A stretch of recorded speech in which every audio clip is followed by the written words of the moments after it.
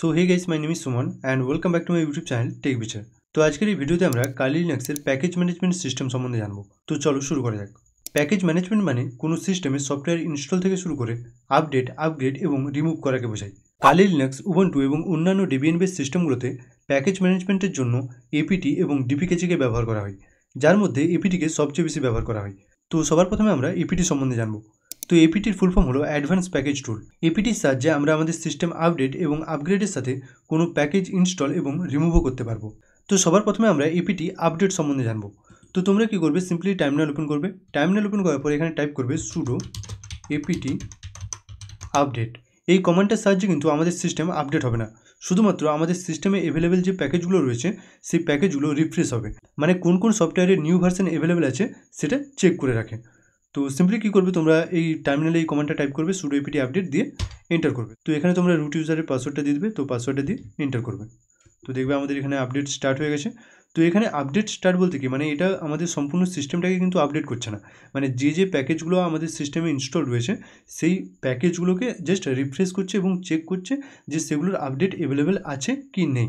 তো যেগুলোর আপডেট এখানে অ্যাভেলেবেল রয়েছে তো সেগুলোর লিস্ট আমাদেরকে এখানে প্রোভাইড করে দিবে। তো এখানে দেখবে আমাদেরকে দিয়ে দিচ্ছে 683 প্যাকেজেস ক্যান বি আপগ্রেডেড। তো আমরা কি করব, সিম্পলি এটা ক্লিয়ার করে নিচ্ছি। তো এইভাবে তোমরা কি করতে পারো না, এপিটি আপডেটের সাহায্যে তোমাদের সিস্টেমের মধ্যে যে প্যাকেজগুলো ইনস্টল রয়েছে সেই প্যাকেজ, মানে ওই অ্যাভেলেবেল প্যাকেজগুলোকে রিফ্রেশ করে তা কোন কোন প্যাকেজের নিউ ভার্সন অ্যাভেলেবেল রয়েছে সেটা চেক করতে পারবে। তো এবারে আমরা আমাদের সিস্টেমের মধ্যে যে প্যাকেজ বা সফটওয়্যারগুলো ইনস্টল রয়েছে তো তাদের মধ্যে যে সফটওয়্যার বা প্যাকেজের নিউ ভার্সন অ্যাভেলেবেল রয়েছে তো সেগুলোকে কী করবো, আমরা সেই প্যাকেজ বা সফটওয়্যারগুলোকে আমরা এবারে আপগ্রেড করব। তো আপগ্রেড করার জন্য তোমরা কী করবে, সিম্পলি এখানে কমান্ড দিবে, বা আমরা যে কমান্ডটা এখানে ইউজ করবো সেটা হচ্ছে এপিটি আপগ্রেড। তো তার জন্য কী করবে, এখানে টাইপ করবে সুডো এপিটি আপগ্রেড দিয়ে এন্টার করবে। তো এন্টার করলে দেখবে এখানে আমাদেরকে এখানে কী করতে হবে না, ফর কন্টিনিউ টাইপ ওয়াই, আর যদি তোমরা কন্টিনিউ না করতে চাও তাহলে ইন টাইপ করবে, ইয়েস আর নো। তো আমি এটাকে আপাতত ক্যান্সেল করছি।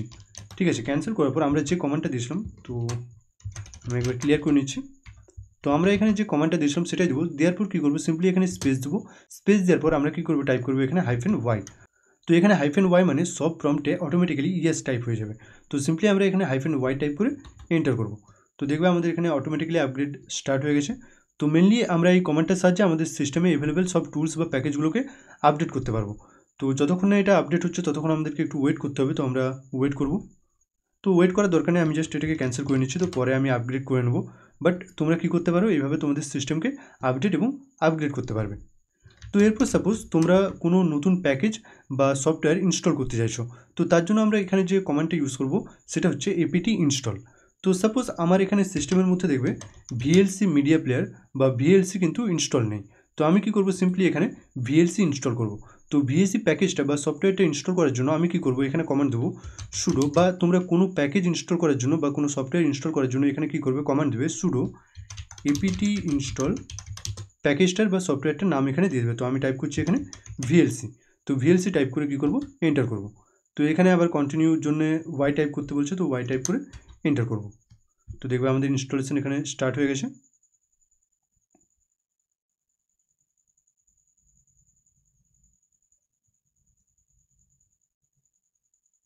তো আমাদের এখানে ইনস্টলেশন কমপ্লিটও হয়ে গেছে। তো আমরা যদি এখানে যে কিবোর্ড রয়েছে কিবোর্ডের মধ্যে উইন্ডো বাটনটা ক্লিক করে এখানে টাইপ করি ভিএলসি, দেখবে এখন আমাদের এখানে ভিএলসি মিডিয়া প্লেয়ারটা রয়েছে। তো এবারে কি করব, সাপোজ আমরা কোনো প্যাকেট এবারে বা কোনো সফটওয়্যার বা কোনো টুল আমরা আনইনস্টল করতে চাই, তো তখন কি করব, আমরা এখানে ইউজ করব এপিটি রিমুভ। তো সিম্পলি কী করবে, টাইপ করবে এখানে সুডো এপিটি রিমুভি রিমুভ দিয়ে স্পেস দিবে, স্পেস দিয়ে টাইপ করবে ভিএলসি দিয়ে -y। ঠিক আছে, তো এখানে -yটার কথা তো আমি বললাম প্রথমে যে সব প্রম্পটে অটোমেটিক্যালি ইয়েস সিলেক্ট করার জন্য আমরা এখানে -yটা ইউজ করি। তো এখানে কি হচ্ছে না, সুডো এপিটি রিমুভ ভিএলসি। তো তোমরা যে প্যাকেটটা এখানে আনইনস্টল করতে চাও বা রিমুভ করতে চাও সেই প্যাকেজটার নাম এখানে টাইপ করে দেবে। তো আমি এখানে ভিএলসি ইনস্টল করলাম, তো ভিএলসিটাকে বা ভিএলসি মিডিয়া প্লেয়ারটাকে আমি আবার আনইনস্টল করতে চাই বা রিমুভ করতে চাই। তো তার জন্য কী করবো, আমি এখানে টাইপ করেছি pseudo apt remove VLC -y দিয়ে এবারে কী করবো, এন্টার করবো। তো দেখবে আমাদের এখানে রিমুভিং স্টার্ট হয়ে গেছে অ্যান্ড রিমুভও হয়ে গেছে। তো এখানে দেখবে লেখা আসছে রিমুভিং ভিএলসি বলে রিমুভ কমপ্লিট হয়ে গেছে।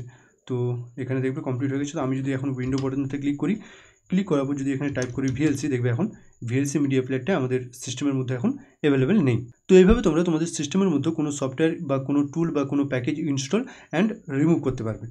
তো এরপর আমরা যে কমান্ডটা সম্বন্ধে জানবো সেটা হচ্ছে এপিটি পার্জ।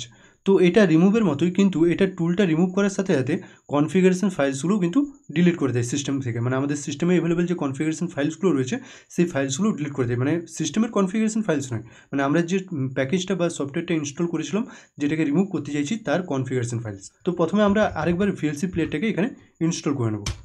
তো ইনস্টল করে নিই। ইনস্টল করার পর দেখবে এখানে আমার ভিএলসি প্লেয়ারটা অ্যাভেলেবেল রয়েছে। তো কী করবো, এবারে এটাকে ক্লিয়ার করে নিয়ে আমি টাইপ করবো এখানে সুডো এপিটি PURG পার্জ দিয়ে স্পেস দেবো, স্পেস দিয়ে টাইপ করবো এখানে ভিএলসি দিয়ে এন্টার করব। তো এন্টার করলে আবার এখানে কন্টিনিউ করতে বলছে, তো ওয়াই টাইপ করে এন্টার করব। তো দেখবে আমাদের এখানে ভিএলসি মিডিয়া প্লেয়ারটা রিমুভ হয়ে গেছে।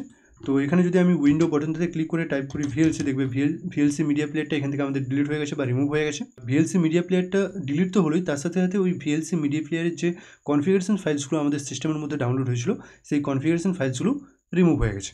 তো এরপর সাপোজ তোমরা কোনো স্পেসিফিক প্যাকেজ বা টুলসের ডিটেলস যদি জানতে চাও তখন কি করবে। সাপোজ মানে আমার সিস্টেমের মধ্যে কোনো টুলস অ্যাভেলেবেল রয়েছে, বাট আমি ওই টুলসটার ইনফরমেশন দেখতে চাই। তো তাহলে কি করব, আমি এখানে টাইপ করব এপিটি SHOW শো। সাপোজ আমি এখানে জানতে চাইছি এনম্যাপ যে আমাদের টুলটা রয়েছে নেটওয়ার্ক ম্যাপার, তো এনম্যাপের মানে ডিটেলস সম্বন্ধে আমরা জানতে চাইছি। তো আমরা এখানে এনম্যাপের ডিটেলস জানতে চাইছি। তো আমরা কী করবো, এখানে টাইপ করবো এপিটি শো এনম্যাপ দিয়ে এন্টার করব। তো দেখবে আমাদের যে এনম্যাপ টুলটা রয়েছে, তো এনম্যাপের দেখবে আমাদেরকে এখানে ডিটেলস দিয়ে দিচ্ছে, প্যাকেজ, ভার্সন, প্রায়োরিটি, সেকশন, মেইনটেনার, তো এটসেট্রা এটসেট্রা আরও এখানে ডিটেলস রয়েছে। তো আমি এটাকে কন্ট্রোল-C প্রেস করে ক্যান্সেল করে নিই।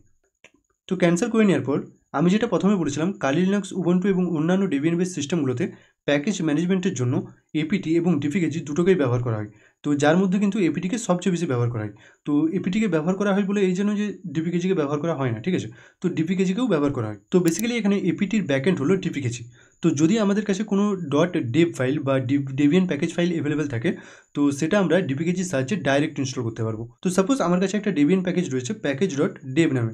তো ওই ডেবিয়ান প্যাকেজটাকে ইনস্টল করার জন্য আমরা কী করবো, এখানে টাইপ করবো সুডো ডিপিকেজি দিয়ে স্পেস দেবো, স্পেস দিয়ে টাইপ করবো -i ফর ইনস্টল দিয়ে স্পেস দেবো, স্পেস দিয়ে টাইপ করবো এখানে PACKAG প্যাকেজ.deb, ঠিক আছে। তো এরকম প্যাকেজ.db ডেবিয়ান, তো ডিবি ফর হচ্ছে ডেবিয়ান প্যাকেজেস, ঠিক আছে। তো এখানে শুধু এখানে যে প্যাকেজ.dev রয়েছে, প্যাকেজ.devএর জায়গায় তোমাদের কাছে যে ডেবিয়ান প্যাকেজটা অ্যাভেলেবেল রয়েছে সেই প্যাকেজটার নামটা এখানে দিয়ে দেবে। তো দিয়ে এন্টার করলে কী হবে না, ওই প্যাকেজটাকে তোমরা সরাসরি মানে ডাইরেক্ট ইনস্টল করতে পারবে তোমাদের সিস্টেমে।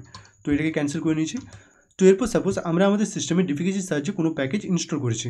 এবারে ইনস্টল করার পর আমরা ওই প্যাকেজটাকে এবারে সাপোজ রিমুভ করতে চাই। তো তখন কী করবো, আমরা এখানে টাইপ করবো সুডো ডিপিকেজি স্পেস দিয়ে টাইপ করবো -r ফর রিমুভ দিয়ে স্পেস দেবো, স্পেস দিয়ে আমরা যে প্যাকেজটাকে রিমুভ করতে চাই সেই প্যাকেজটার এখানে নামটা দিয়ে দেবো। তো সাপোজ আমি এখানে যে প্যাকেজটা রিমুভ করতে চাই, এখানে ধরো আমি জাস্ট মানে উদাহরণস্বরূপ এখানে একটা নাম দিয়ে দিচ্ছি PACKAG প্যাকেজ আন্ডারস্কোর নেম।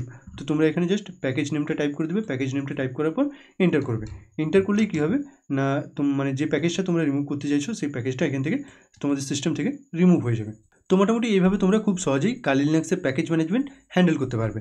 তো এই ভিডিওটা যদি হেল্পফুল মনে হয় অবশ্যই একটা লাইক করে দেবে, চ্যানেলে নতুন হলে চ্যানেলটা সাবস্ক্রাইব করে দেবে, আর তোমাদের যদি কোনো কোয়েশ্চেন থেকে থাকে অবশ্যই কমেন্ট করে জানাবে। Thanks for watching and I will see you in my next video.